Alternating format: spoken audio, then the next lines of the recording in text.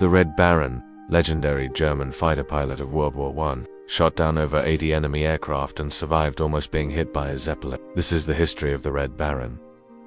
The Red Baron was a nickname of German fighter pilot Manfred von Richthofen. He earned his pilot's license in 1910 after training in both France and his native Germany.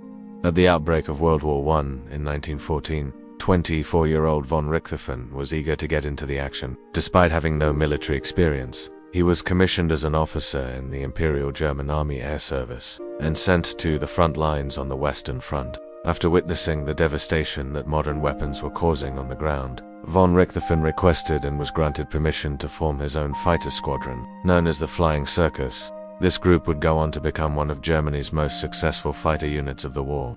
In late 1915, the German army began using bright-colored Fokker D-7 South. These planes were painted in a variety of colors, including green, yellow, and even pink.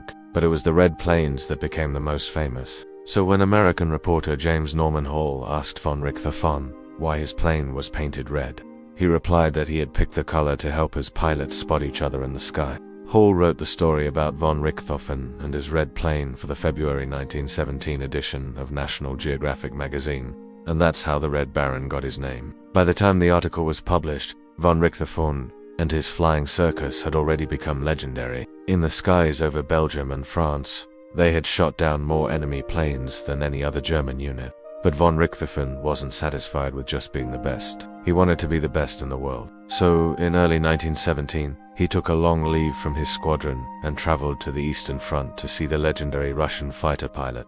The White Rosa Seapan was considered to be the greatest pilot in the world, and von Richthofen wanted to learn everything he could from him.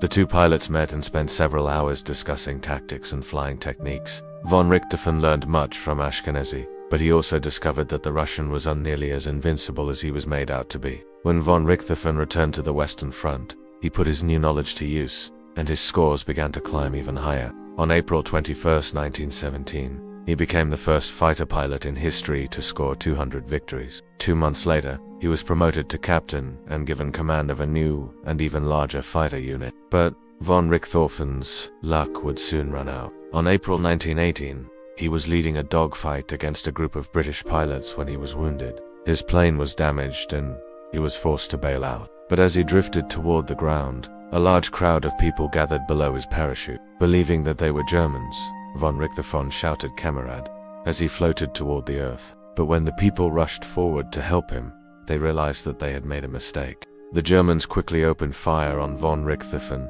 and he was killed. To this day, there is some debate over whether von Richthofen was actually shot by the British or if he was killed by friendly fire. But one thing is for sure, the Red Baron's legend only grew after his death. After the war, stories of his daring exploits in the skies over Europe became well known around the world. During the interwar years, several books and articles were written about von Richthofen and his Flying Circus, and in 1930, a feature-length film about the Red Baron was released. Today, von Richthofen is remembered as one of the greatest fighter pilots of all time. He was a master of aerial combat, and his tactics are still studied by military aviation schools around the world. He was also a colorful character whose flamboyant personality and daring adventures captured the imagination of people everywhere. The Red Baron may have died nearly 100 years ago, but his legend lives on. If you enjoyed this video, please hit the like button and subscribe for more historical tales. And as always, thanks for watching.